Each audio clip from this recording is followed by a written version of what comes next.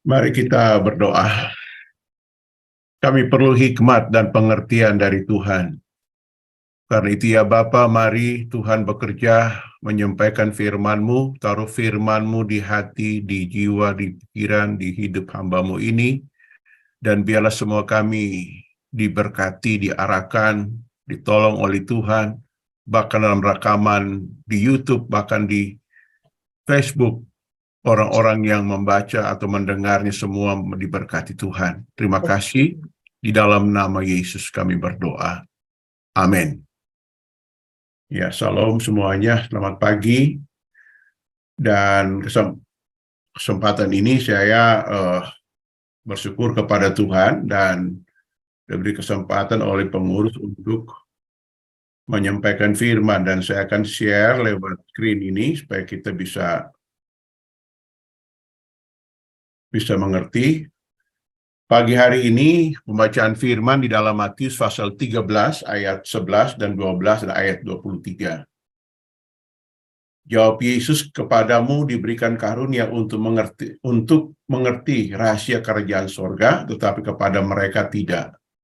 Karena siapa yang mempunyai, kepada akan diberi hingga ia berkelimpahan, tetapi siapa yang tidak mempunyai, apapun yang ada padanya akan diambil daripadanya. Yang ditaburkan di tanah yang baik ialah orang yang mendengar firman itu dan mengerti, karena itu ia berbuah. Ada yang 100 kali lipat, ada yang 60 kali lipat, ada yang 30 kali lipat. Inilah pembacaan firman untuk kita di kesempatan ini. Dari bacaan ini kita belajar tentang ajaran Tuhan di sini. Karena di pasal yang ke-13 Injil Matius itu beberapa perumpamaan yang Tuhan ajarkan. Dan yang pertama adalah tentang pola pikir, pola hidup manusia untuk menanggapi firman Tuhan itu. Dan yang kedua yang kita pelajari sini di ayat selanjutnya, poin yang berikut adalah tentang biji sawi yang kecil. Nah di sini kenapa saudara kita disuruh berbuah, ada 30, ada 60, dan ada 100 kali lipat. Sehingga kita akan bertambah besar. Apa gambaran dari firman Tuhan tersebut di dalam hidup ini? Kita tahu bahwa khotbah Tuhan Yesus ini di atas perahu, kalau di Bitung ini tempat pelelangan ikan. Jadi pagi hari Pak Petrus dan teman-teman baru pulang buang jaring, tetapi mereka tidak mendapat apa-apa. Tapi orang banyak datang cari ikan, mungkin karena musim selatan seperti sekarang, musim timur, ombak besar, jadi kurang hasil. Tetapi yang saya lihat kacamata rohani adalah di saat usaha dunia bangkrut, di sini kesempatan Tuhan memilih orang yang bangkrut menjadi alat Tuhan yang hebat. Jadi kalau kita mengalami keterpurukan dalam usaha, dalam pekerjaan, jangan sedih, ada maksud lain. Tuhan berkata, mari jadi engkau jadi pelayan saja, itu jauh lebih bagus. Ini secara ya oleh ayat ini. Nah, di dalam Matius pasal yang ke-13 ayat 1-23 dan ayat 31 dan 32 itu berbicara tentang perumpamaan seorang penabur dan tentang biji sawi yang tumbuh dari biji yang sangat kecil. Mungkin kalau kita yang sudah mata minus, mata plus, harus pakai kacamata tebal, atau ditambah lagi mikroskop, melihat biji yang kecil ini. Itu gambaran-gambaran seperti apa?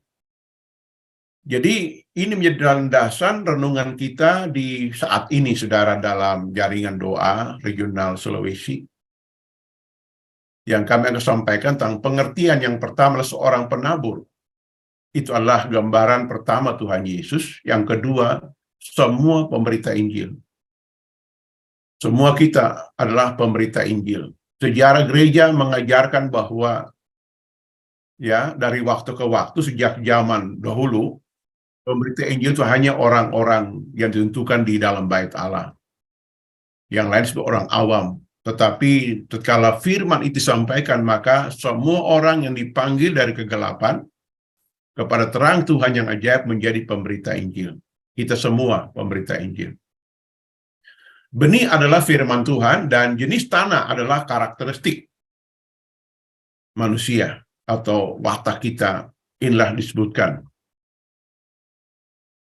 Jenis tanah karakteristik manusia ada di pinggir jalan, tanah berbatu-batu. Firman ini sudah sangat kita tahu, apalagi semua kita ini pelayan Tuhan.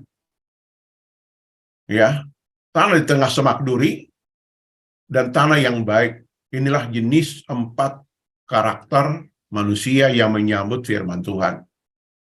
Sehingga kita akan melihat pengertian-pengertian ini, Bapak Ibu kekasih Tuhan. Di pinggir jalan adalah mendengar firman kerajaan surga, tetapi tidak mengerti. Ya, tidak ngerti. Ini sangat berbahaya. Apalagi di zaman akhir banyak penyesat. Ya, di otak-atik Alkitab yang praktis ini menjadi jelimet, jadi sulit. Ya, saya aja sekolah bingung, apalagi ibu bapak yang awam nggak ngerti, saudara, lebih bingung. Tapi Alkitab mengatakan bahwa kita memiliki mental pinggir jalan tidak akan mengerti firman Tuhan. Sehingga si jahat merampas dari hati kita. Ya, si jahat menjadi tuan dalam diri manusia. Ya, seperti gambaran ini. Inilah gambaran tentang kehidupan, satu ilustrasi bahwa orang yang tidak mengerti firman Tuhan hidup ibaratnya adalah pertama lingkaran kehidupan, yang kedua kursi adalah tata kehendaknya. Maka yang memerintahlah setan, karakter inisial S, setan atau iblis, dan manusia menjadi hamba, diperbudak, diikat. Tuhannya di mana? Tuhan di luar hidupnya. Ya, ini generasi, saya sebut generasi EGP. Emang gua pikirin, saudara. Acu tak acu. Ya, generasi EGP. Emang gua pikirin. Nah, gitu. Ini mentalitas seperti ini yang terjadi di pergumulan kita. Agar Tuhan menjamu orang seperti ini. Karena mereka menganggap berohani, beragama, tetap sebenarnya tidak. Mereka nggak ngerti firman Tuhan, diperbudak oleh iblis. Yang berikutnya adalah batu-batu.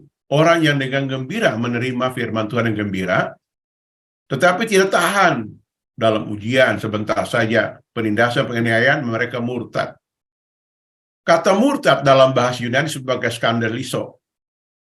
Skandaliso itu artinya bahwa tersandung berdosa, menyinggung perasaan, menjebak, terpikat pada dosa, dan ketidaksenangan. Ini disebut skandaliso. Ya. Jadi orang-orang yang di dalam diri ada batu, tidak berakar, saudara, artinya menggunakan prinsip sendiri sebenarnya. Nah, sama dengan ilustrasi gambar yang pertama tadi. Ya, bahwa mereka itu ada hidupnya, tetapi setan memerintah, mereka jadi diperbudak, tidak kuat bertahan dalam iman, dan Tuhannya tetap di luar. Nah, ini golongan yang kedua, manusia yang bertahan sebentar, ya. Nanti kalau ada masalah, ya, suka ngeluh, suka ini dan itu. Ah, ini model-model manusia di zaman, dari zaman ke zaman, dan Tuhan sudah mengajarkan itu. Yang ketiga adalah di tengah semak duri, artinya kekhawatiran dunia, tipu daya kekayaan menghimpit. Firman tidak berbuah. Contohnya dalam Keluaran pasal 3 ayat 2 dan 3, ya. Musa melihat semak duri yang terbakar, tetapi tidak dimakan api semak tersebut. Ya, ini. Jadi Musa melihat, wah, ada semak, ada kebakaran kayak sekarang zaman ini musim kemarau, El Nino. Ya, arahan dari pusat sampai daerah tentang bahaya kebakaran hutan sebagainya. Terjadi kebakaran, tetapi yang aneh, pohon yang terbakar tidak hangus, saudara. Ini gambarannya apa? Gambarannya bahwa orang yang penuh kemuliaan Tuhan, penuh kuasa Tuhan, belum tentu karakternya berubah. Apalagi punya motivasi hanya mencari harta dunia. Khawatir, kesenangan dunia, ya. Di sosmed hanya lihat, wah, sudah di mall, makan enak, wah, saudara. Itu hak saudara, hak semua orang untuk menikmati kekayaan saudara. Tetapi itu bukan tujuan utama. Ya, itu ya banyak orang berpikir mujizat itu sama dengan pesta pora, bukan saudara. Pesta pora itu dosa. Ya ini, oh ini berkat Tuhan nih. Padahal itu pesta pora sudah dan datang tidak ada harta, maka dia mulai berbuat kejahatan, keonaran. Ini mirip, makanya Musa mempunyai alasan kenapa menolak menyerahkan diri dari panggilan Tuhan, karena dia melihat, wah, orang ini yang saya pimpin ini mereka itu penuh kuasa, penuh kemuliaan, penuh tanda heran, tetapi khawatir kelakuan jahat, pesta pora mereka tidak akan bisa lenyap. Maka untuk melihat orang seperti ini, ya butuh ekstra hikmat dan penyerahan diri. Tanda yang baik adalah mereka mendengar firman dan mengerti. Ya. Lalu di dalam ayat 15 dalam Injil Matius 13 tadi, mereka berbalik kepada Tuhan, artinya bertobat, metanoia di sini, dan terjadi proses metamorfosis, perubahan tingkah laku, disembuhkan, dipulihkan, dan dibebaskan di ayat 15. Ya, jadi mereka mendengar, mengerti, kita pun jadi hamba Tuhan, jadi pendoa itu bukan serta-merta suka berdoa, tidak Bapak Ibu, tetapi kita juga mendengar firman, mengerti, mengakui kesalahan, diubahkan oleh Tuhan. Nah, gitu. Di ayat 15 di Injil Matius. Lalu kembali melihat, artinya bukan melihat nonton di sini, tapi punya pengertian, punya wawasan yang terbuka. Melihat, ya, kayak dalam istilah wawasan Nusantara, memandang Nusantara kita seperti apa. Ya, artinya memiliki roh bijaksana dan pengertian. Lalu akan dikaruniakan mengetahui rahasia kerajaan sorga. Apa tuh? Dikaruniakan dalam bahasa Indonesia didomi artinya menawarkan. Tuhan menawarkan, memberi, menempatkan, memberikan kemudahan-kemudahan. Itu pengertiannya. Jadi orang yang sudah dibaharui hidupnya akan diberi kemudahan untuk mendapat pencerahan, mendapat hikmat, mendapat solusi. Ini hebatnya anak Tuhan di sini. Ada masalah, no problem. Kenapa? Tuhan memberikan kemudahan rahasia. Diberikan segala kelimpahan, ya, artinya bahwa kelimpahan di sini jangan kita bayangkan kelimpahan finansial, tidak, saudara. Kelimpahan kebutuhan batin dulu. Efesus pasal 3 menjelaskan itu di ayat 16, 17, 18 sampai 20. Jadi batin diberi kekuatan kelimpahan, jiwa diberi kelimpahan, dan tubuh diberi kelimpahan. Itulah janji Tuhan di ayat yang ke-12. Tetapi orang yang tidak punya, tidak dibaharui tadi, apapun yang ada padanya akan diambil. Maka saudara bisa survei orang-orang hidup susah. Bukan Tuhan nggak berkati, hidupnya nggak dibahari, maka kekayaan, kebahagiaan, damai, hikmat, semua lenyap dari hidupnya. Seperti itu. Maka ini gambarannya. Orang ini hidupnya dipimpin oleh Tuhan, manusia jadi hamba Tuhan, dan setan itu paling bawah. Ini gambaran. Jadi kita mesti membalikan keadaan hidup kita. Kita akan menjadi orang-orang yang sangat luar biasa, sangat hebat. Ini gambarannya, bahwa kita menikmati anugerah Tuhan yang besar. Dari ayat ini, maka kita akan di siklus pertumbuhan biji sesawi menjadi pohon. Jadi pohon sesawi itu kalau kita di sini bilang sayur, Israel pohon besar. Saya lihat di Google itu kurang lebih 3 meter lah pohon tingginya. Dari bunga muncul biji, biji tumbuh akar, ada tunas pohon kecil, dan jadi sesawi, siklus kehidupan. Apa gambarannya? Pohon yang sangat kecil, yang lemah, dan pada mulanya biasa, ya, apalagi terjadi suksesi kepemimpinan, baik secara JDS maupun di nasional, biasa dari hal yang kecil, orang beriman. Nah ini, tapi kecil, tapi kita lihat apa kecil ini. Injil pada mulai kecil, tetapi pada saat mulai bertumbuh, maka akan berpengaruh besar. Benih yang tumbuh menjadi sangat kuat. Ya, gereja, pendoa, waktu bertumbuh dan bertambah besar akan berpengaruh besar di bumi. Itulah siklus kehidupan. Jadi seorang pendoa walaupun sendiri tetap doa aja. Ya, doa itu nggak butuh paksaan. Karena yang berdoa itu mendapat manfaat doa. Gitu. Ini panggilan kehidupan. Kita lihat buah pelayanan Tuhan Yesus selama 3,5 tahun. Yesus sendiri dari sorga.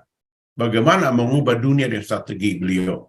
Ini saya buat garis ya, kurva seperti ini. Ya, 30, 60, dan 100 kali lipat. Selama 3,5 tahun, Tuhan Yesus hanya dalam masa persiapan selama 3,5 tahun, 12 orang.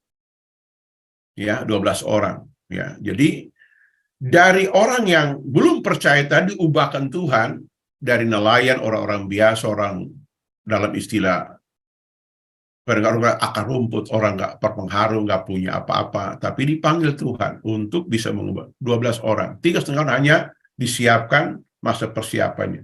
12 orang, bayangkan. Ya, kalau kita JDS doa tiap bulan, tiap hari cuma 12 orang, bosan nggak lihat orang itu? Bosan, Bapak Ibu. Tetapi dengar, Tuhan Yesus itu membangun sesuatu dari dalam karakter mereka. Lalu tambah lagi 70 orang. Dan 70 orang ini bukan leader, hanya penginjil. Yang 12 itu leader. Itu pun satu gugur dalam ujian disertasi terakhir, gugur. Namanya Om Yudas, karena kelakuan gak berubah. Begitu. Lalu ada 5.000 orang makan roti, 4.000 orang juga makan. Tetapi mereka ini tidak diubahkan. Hanya golongan yang berbondong-bondong. Begitu. Lalu datang masa penyaliban Yesus. Sesudah itu terjadi terakhir di data dalam Alkitab 120 orang di kamar Lot Yerusalem. Waktu Roh Kudus turun, maka muncul pertumbuhan. Pertumbuhannya seperti apa? Ya, muncul 3.000 orang. Muncul 5.000 orang. Tambah komunitas. Ya, dan sampai ke ujung bumi. Ya, sehingga bumi penuh dengan kemuliaan. Jadi dari orang-orang yang sedikit tadi, ya, diubahkan, disiapkan, memiliki daya tahan yang kuat, dan saya percaya kita pun demikian, dipanggil dalam suatu panggilan ilahi, maka kita akan bertahan. Ya, dalam masa persiapan. Ada pelayanan yang maunya instan, cepat, banyak orang, dia pakai pola dunia, berbagai sembako, bikin PK, persembahan kasih. Kalau boleh banyak orang datang, itu bagus juga, nggak salah. Itu hanya golongan 5.000 dan 4.000 orang. Aniaya masalah mereka tidak akan bisa bertahan. Ya, jadi tapi leader disiapkan menjadi kuat dan sukses. Itulah pola Tuhan Yesus. Firman Tuhan dalam Kejadian 1:28 kepada manusia. Allah memberkati dan Tuhan berkata, kamu harus bertambah banyak. Ya, penuhi bumi lah gitu. Jadi pendoa itu minimal penuhi Sulawesi. Nanti kita akan lihat pemberian, taklukkan bumi ini. Ya, berkuasa atas bumi. Itu yang perintah Tuhan sejak awal kejadian. Kita diciptakan menjadi penakluk, menjadi berkuasa. Penuhi bumi. Makanya Tuhan menentang misi dan visi Nimrod dalam Kejadian 11. Mari kita bersatu di sini saja. Oh, Tuhan turun mengacaukan mereka berdiaspora. Untuk apa? Menaklukkan bumi. Bumi yang besar ini perlu penuh kemuliaan Tuhan. Dan kemuliaan terjadi kalau orang benar pendoa meneduki setiap belahan bumi ini. Maka itu menjadi penuh kuasa. Itu maksudnya adalah perumahan benih yang kecil bertumbuh jadi besar. Kalau kita tidak berkembang dalam kebenaran dalam doa, maka jangan marah. Setan akan kuasai bumi dengan agama palsu, penyembahan berhala, kejahatan, dan itu mendatangkan murka Tuhan di zaman Abraham, waktu Sodom dan Gomora dibakar. Lut ada di Sodom, tetapi Alkitab mengatakan Lut tidak pernah sekalipun membangun mezbah di Sodom. Maka kejahatan begitu memuncul, LGBT kejahatan yang lain terjadi, maka Tuhan turun membinasakan dengan api belerang. Ini pesan firman untuk kita. Kemenangan milik para pendoa. 1 Samuel pasal 12 ayat 23. Nabi Samuel berkata, jauhilah aku daripada berdosa jika aku berhenti mendoakan kamu. Jadi orang yang berhenti berdoa itu berdosa. Kedua, ya, dalam Kejadian 4 ayat 26, lahir seorang anak dari Seth bernama Enos. Waktu itulah orang mulai memanggil nama Tuhan. Doa penyembahan muncul. Karena kejahatan Kain Habel membekas, pembunuhan, kejahatan di sana sini. Lalu Keluaran 17, ini doa yang paling hebat sepanjang sejarah. Musa, ya, sepanjang hari mengangkat tangan, memegang tongkat dan menyembah Tuhan. Amalek ditaklukkan oleh Musa dan teman-teman, yaitu Yosua. Ya, Yesaya 62 ayat 6 berkata bahwa Tuhan meletakkan pengintai di atas tembok, ya, yang tak berdiam diri untuk mengingatkan Tuhan dalam doa dan syafaat. Itulah makna doanya. Sehingga dalam Yesaya 56 ayat yang ke-7, Tuhan memberikan kesukaan untuk kita berdoa setiap waktu. Kesimpulan kita di pagi hari ini, semua kita mendapat anugerah dari Tuhan, ditebus, disembuhkan, dilengkapi, ditetapkan menjadi ahli waris kerajaan sorga. Kita mendapat mandat untuk berdoa, membangun kerajaan Allah di bumi ini. Mari berdoa agar jaringan doa sampai ke pedesaan yang terpencil, terluar, terdepan, karena pemerintah telah membangun jaringan 4.0 sampai ke yang terluar, yang ada kasus di sidang sekarang itu. Menteri Kominfo lagi di sidang karena anggaran dikebiri, ya, 8 triliun atau berapa triliun, kita belum tahu. Nanti pengadilan yang memutuskan. Tapi ini sekarang waktunya Tuhan memberikan kemudahan lewat jaringan. Zaman dulu hanya perahu layar, misionaris dari Eropa datang ke Sulawesi, bertahun-tahun baru sampai. Sekarang dalam hitungan detik, orang bisa berkumpul. Semua bisa berkumpul, berdoa bersama-sama. Inilah waktunya bangkit para pendoa. Dan yang berikutnya adalah beriman seperti biji sawi yang kecil, tetapi akan menjadi pohon yang besar, menggoncangkan bumi ini. Demikian yang kami sharing. Tuhan memberkati.